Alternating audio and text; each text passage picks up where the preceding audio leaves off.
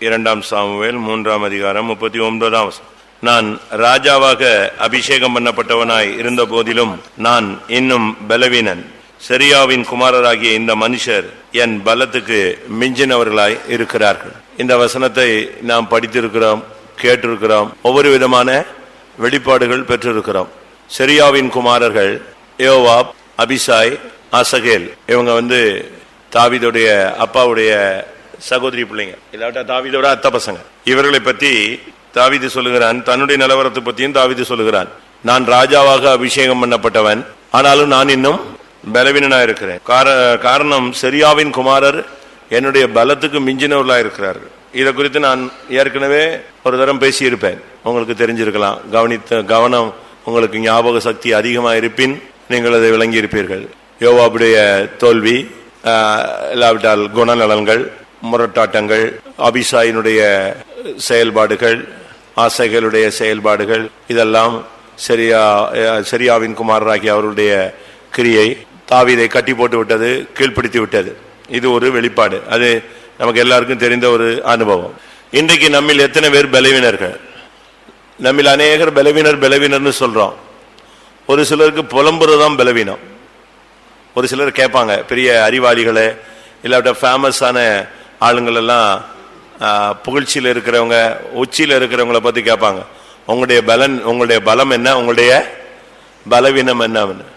என்னுடைய பலம்னு சொல்லிட்டு அவனுடைய ஏதாவது ஒரு திறமையை சொல்லுவான். பலவீனம்னு சொல்லிட்டு என்னுடைய கோபம், என்னுடைய வாய், என்னுடைய எண்ணங்கள், ஏதாவது ஒன்று என்ன செய்வாங்க, சொல்லுவாங்க. சங்கீதத்தில் சொல்லி இருக்கிறது, தாவீது சொல்லுகிறான், புலம்பிட்டு கடைசியில் சொல்றான், இதுதான் என்னுடைய பலவீனம்னு சொல்றான்.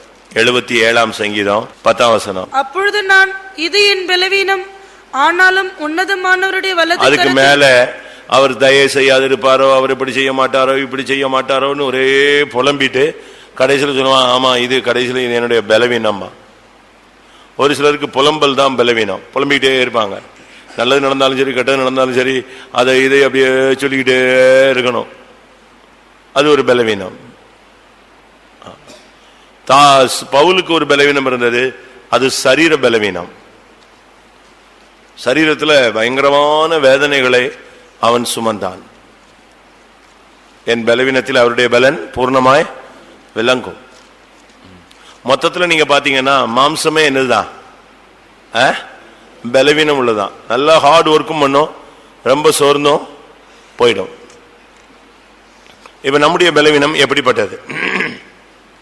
ஒரு சிலருடைய பலவீனம் சொல்லிட்டு சில சுவாபங்களுக்கு இடம் கொடுக்குறாங்க. அது வருஷக்கணக்காக அவங்கள அப்படியே பிரேக் அடிச்சிருச்சு. 5 வருஷமா அந்த வீக்னஸ்ல இருந்து விடல இல்லை, ஒரு 8 வருஷமா. லூக்கா 13 அதிகாரத்தில் பாத்தீங்கன்னா 18 வருஷமா அவ பலவீனத்துல இருந்தா. சில கேரக்டர்ல நம்ம 18 வருஷம் 20 வருஷம் மாட்டிக்கிறோம். சில சுபாவங்கள் ஒரு சில காலங்கள்ல இருந்து நம்ம பின்தொடருது, சில பழக்க வழக்கங்கள் ஒரு சில காலங்கள்ல இருந்து நம்ம பின்தொடர்கிறது, சில தோல்விகள் ஒரு குறிக்கப்பட்ட இடத்துல இருந்து நம்ம என்ன செய்யுது, பற்றி கொள்ளுகிறது. லூக்கா 13 அதிகாரம் 11 வசனமா. அப்பொழுது 18 வருஷமாய் பலவீனப்படுத்தும் ஆவியை கொண்ட ஒரு ஸ்திரீ, பலவீனப்படுத்தும் ஆவியை கொண்டிருந்த ஒரு 18 வருஷமாய் பாதிக்கப்பட்ட ஒரு பெண். உங்களுக்கு நீங்க யோசிச்சு பாருங்க, தாவீதெல்லாம் ஸ்டார்டிங்ல நல்லா இருந்த மனுஷன், அவனுக்கு தோல்விகள் கிடையாது.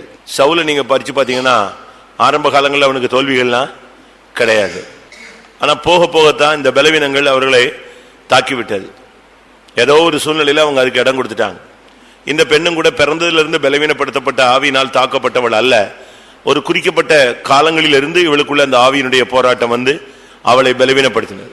நீங்க யோசிச்சு பாருங்க, எத்தனை வருஷமா சில சுபாவங்கள்ல நீங்க அடிமைப்பட்டு இருக்கிறீங்க, விடுதலை இல்லாம, ஜெயம் இல்லாம, அதுல இருந்து ஒரு முற்றிலும் வெளியே வர முடியாம. யோசிச்சு பாருங்க, நம்ம எத்தனை பேருக்கு இப்படி இருக்கு. சில ஊழியர்களுக்கு கூட இப்படிப்பட்ட பலவீனங்கள் தாக்குகள். எபிரேயர் 5 அதிகாரம் 2 வசனம். தானும் பலவீனனானபடியினாலே அறியாதவர்களுக்கும் நேரி தப்பி போன ஆசாரியனை பத்தி அங்க சொல்லி இருக்கிறது. அவன் தானும் எப்படிப்பட்டவன், பலவீனம் உள்ளவன். அப்ப நமக்குள்ள இப்படிப்பட்ட ஊழியர்களுக்குள்ளேயும் கூட சில பலவீனங்களை விசுவாசிகள் காண்கிறார்கள், ஊழியர்கள் காண்கிறார்கள், நடத்திப்புக்காரர்கள் காண்கிறார்கள். மற்றவருடைய குறைகளை நாம் காணக்கூடிய அளவில் அநேகருடைய பலவீனங்கள் வெளியரங்கமாக இருக்கிறது. இப்படி பலவீனத்தினுடைய போராட்டங்கள் என்பது சபையிலும் சரி, சரீரத்திலும் சரி, மனதிலும் சரி, மனசாட்சியிலும் சரி, விசுவாசத்திலும் சரி, பலவிதமான பலவீனங்கள் இருக்கிறது. ஒரு இடத்துல சொல்லி இருக்கிறது, அவருடைய மனசாட்சி பலவீனப்பட்டு போய்விட்டது. ஒரு இடத்துல சொல்லி இருக்கிறது, அவர்கள் விசுவாசத்தில் பலவீனப்பட்டு போய்விட்டார்கள். அப்ப விசுவாசத்தில் ஆபிரகாமை குறித்து சொல்லி இருக்கிறது, விசுவாசத்தில் அவன் பலவீனமாக இருக்கவில்லை. இப்படி எழுத்தின் பிரகாரமான ஆவிக்குரிய விசுவாசம், அவருடைய மனசாட்சி பலவீனம். ஒரு சிலருடைய மனசாட்சி பலவீனமானபடினால்தான் அவங்க தைரியமா நிக்க முடியல. ஒரு சிலருடைய விசுவாசம் பலவீனப்பட்டு போனதுனால்தான் அவங்களால இருக்க முடியல. சரி, நம்ம அந்த சப்ஜெக்டுக்கு இப்ப போக வேண்டாம். நமக்கு இன்னைக்கு இந்த மாலை வேளையில நீங்க எல்லாரும் அபிஷேகம் பண்ணப்பட்டவர்கள். வேதம் சொல்லுகிறது, தாவீது சொல்லுகிறான், நான் ராஜாவாக அபிஷேகம் பண்ணப்பட்டவனா இருந்த போதிலும், அவங்க எல்லாம் ராஜாக்கள் இல்ல. யாரு? சரியாவின் குமாரர்கள் என்ன கிடையாது?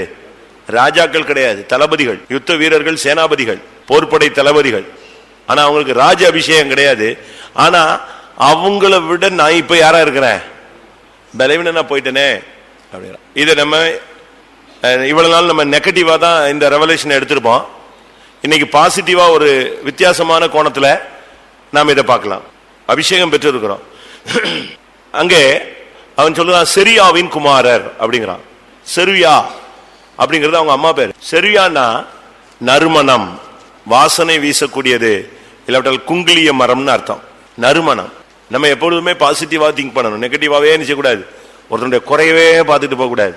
ஆண்டவர் ஒரு மனுஷனை பார்க்கும்போது அவன்கிட்ட இருக்கிற சின்ன சின்ன நீதியை பார்க்கிறார். சின்ன சின்ன நீதியை.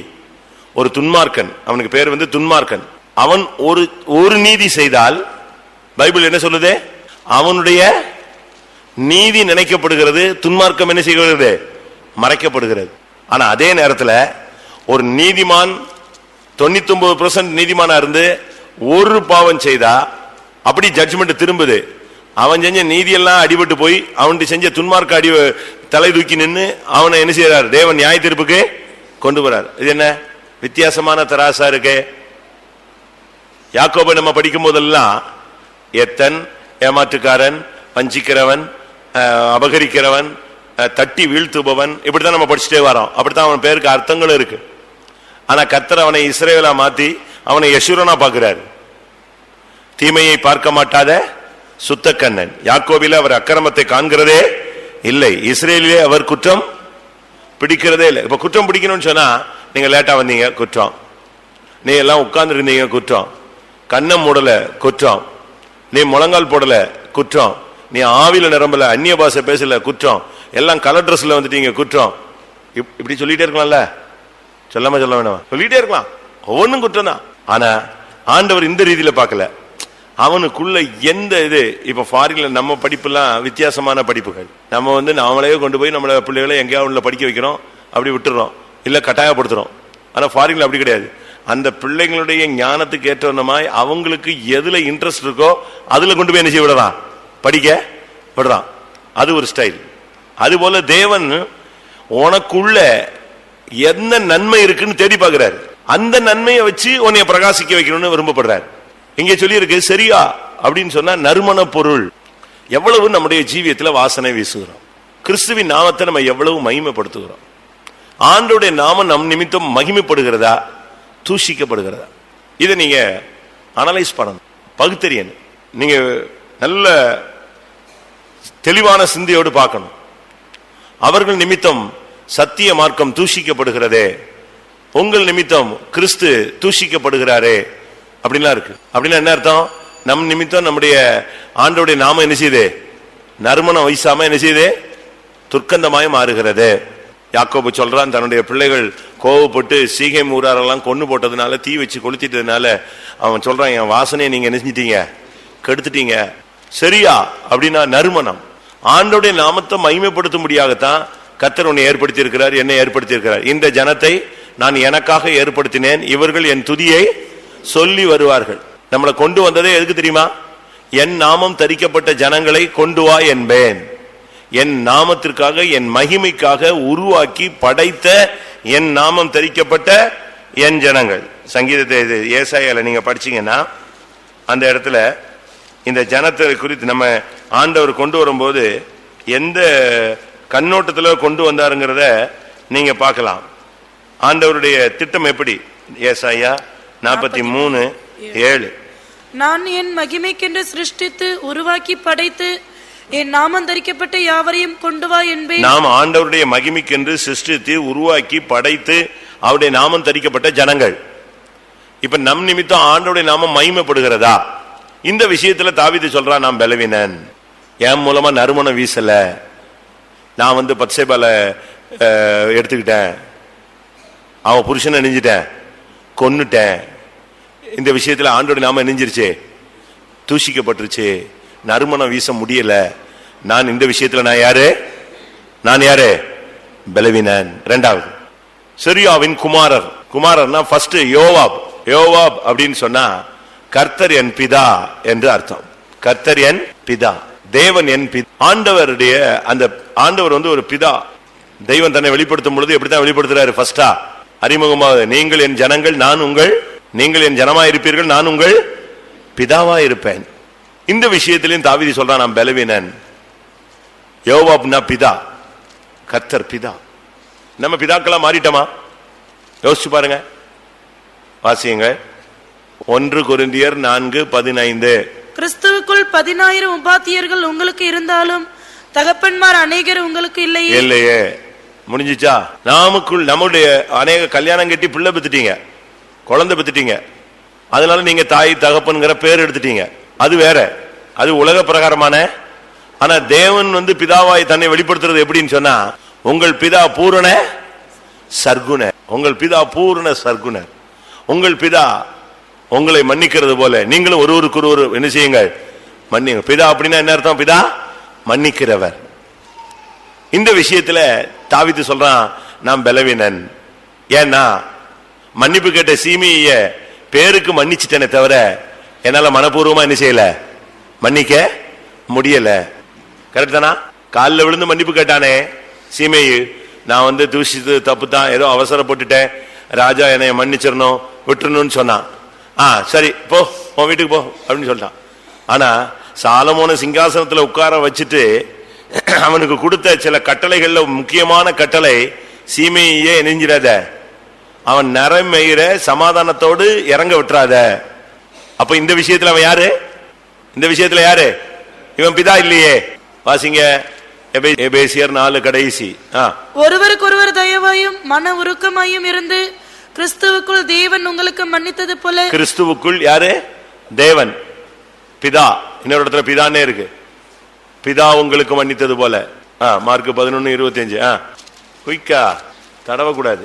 நீங்கள் நின்று ஜெபம் பண்ணும்போது ஒருவன் பேரில் உங்களுக்கு யாதொரு குறை உண்டாயிருக்குமானால் பரலோகத்தில் இருக்கிற உங்கள் பிதா உங்கள் தப்பிதங்களை உங்களுக்கு மன்னிக்கும்படி. உங்களுக்கு பரலோகத்தில் இருக்கிற உங்கள் பிதா உங்கள் தப்பிதங்களை மன்னிக்கிறது போல. இவன் செஞ்சதெல்லாம் மன்னிச்சாரு. அவன் மன்னிப்பு கேட்டான். இவன் மன்னிச்ச மாதிரி மன்னிச்சுட்டு இப்ப யார கவுத்தி விட்டான்? பழி வாங்கிட்டான். அப்ப இந்த விஷயத்துல தாவீது சொல்றான், நான் பலவீனன், என்னால ஆண்டோட நாம மகிமைக்காக வாழவும் முடியல, நறுமணம் வீசவும் முடியல, செரியாவை போல. அதே நேரத்துல யோவாவை போல பிதாவா என்னால என்ன செய்ய முடியல, ஜீவிக்க முடியல. நான் மன்னிக்கிறதெல்லாம் பேருக்கு தான் மன்னிக்கிறேன். இந்த விஷயத்துல நான் யாரு? ஒரு குற்றவாளி, நான் ஒரு பலவீனன். மன்னிக்கிற விஷயத்துல என்னால அதை ஜீர்ணிக்கவே முடியல. என்னத்தை தான் மன்னிச்சாலும் அதை மறக்க முடியல. அப்படின்னா என்ன அர்த்தம் தெரியுமா? பாவத்துக்கு மறிச்சிட்டோம், ஆனா பாவத்துக்கு அடக்கம் பண்ணப்படலன்னு அர்த்தம். புரியுதா உங்களுக்கு? பாவத்துக்கு ஒருத்தன் மறிச்சிட்டானா, ஆனா அவனை அடக்கம் பண்ணாம இருந்தா எப்படி இருக்கும்? என்ன நடக்கும்? நாற்றம் எடுக்கும். பண நாற்றமானே அதுதான். அப்ப நம்ம மன்னிச்சிடுறோம், ஆனா நம்மளால மறக்க முடியல.